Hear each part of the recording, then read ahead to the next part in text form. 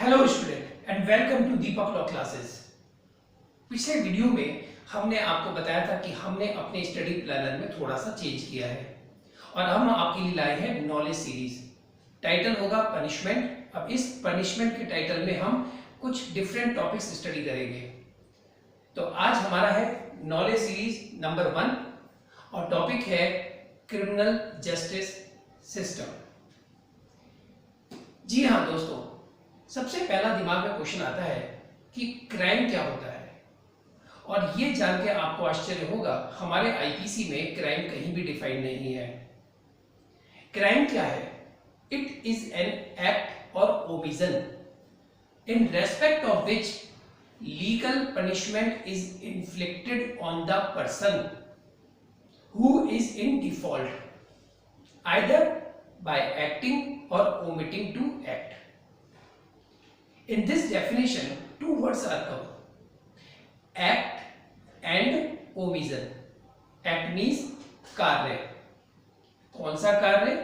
जो विधि द्वारा निषेध है, which is prohibited by law. ऐसा कोई कार्य करना। omission means लोप, मतलब जो कार्य आपको करना है और आपने वो नहीं किया। Both are punishable. ये है हमारे क्राइम की छोटी सी डेफिनेशन। अब हम बात करते हैं सामान्य अनुक्रम में। देखिए बच्चों, यह एक सार्वभौमिक सत्य है कि इस समाज में प्रत्येक प्राणी शांतिपूर्ण वातावरण में रहना चाहता है। It is universal truth that every person wants to live in peaceful environment. And to achieve this objective, it is the foremost function of the state. और इसी उद्देश्य को प्राप्त करने का प्रत्येक राज्य का अपना एक प्राथमिक कर्तव्य है, उसका एक कार्य है। If any state is not capable to perform such function, then it can't be called a state. यदि कोई भी राज्य अपने इस प्राथमिक कार्य को करने में असफल होता है या असमर्थ होता है तो उसे राज्य कहलाने का कोई हक नहीं। एक जूरिस्ट है सामंड, उन्होंने कहा है, without justice and orderly society unthinkable. बिना न्याय के एक सुव्यवस्थित समाज की कल्पना भी नहीं की जा सकती, ऐसा जूरिस्ट सामंड ने कहा। सामंड कहते हैं कि समाज में जो पर्सन्स रह रहे हैं, जो व्यक्ति रहते हैं, उनके आपस में हितों में झगड़ा हो जाता है, टकराव पैदा हो जाते हैं, जिससे कि एक परिस्थिति जन्म लेती है। It means in the society by the conflicts of the interest of the persons creates a undesirable situation, and such undesirable situation creates the necessity for providing for the administration of justice. यहां जाके हमारे न्याय प्रशासन की बात आती है।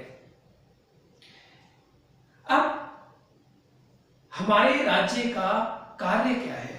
What is the main functions of the state?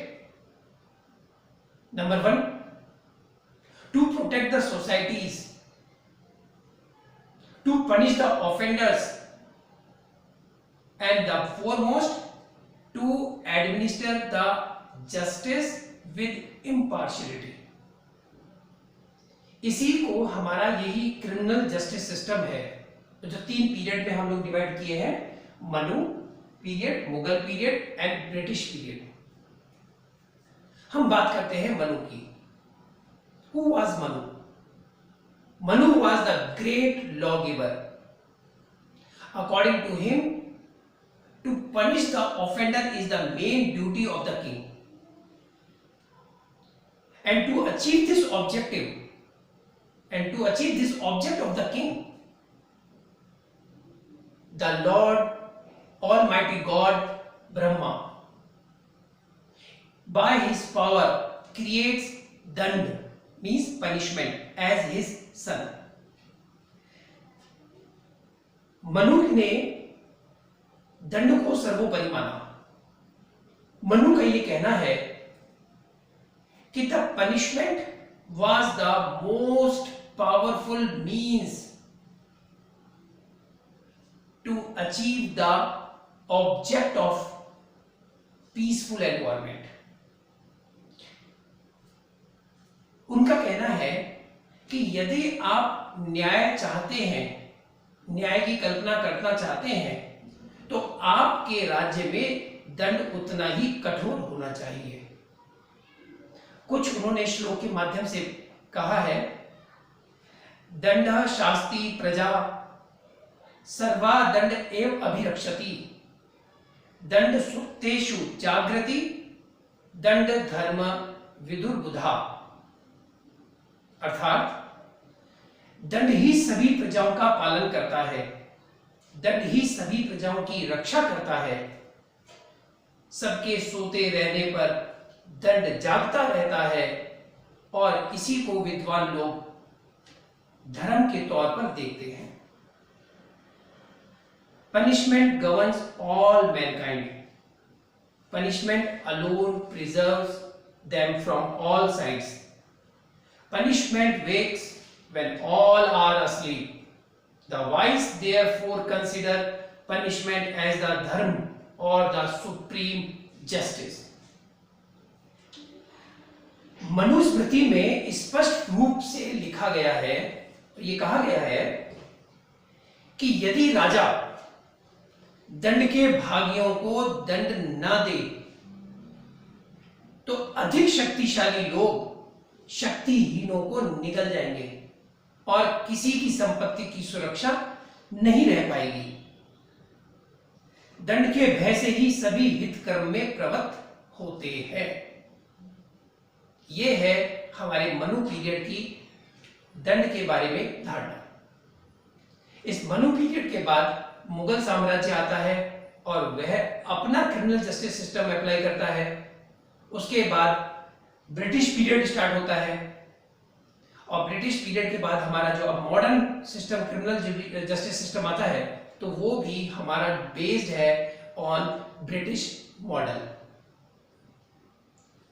तो दोस्तों, ये था हमारा एक छोटा सा लेक्चर क्रिमिनल जस्टिस सिस्टम के बारे में।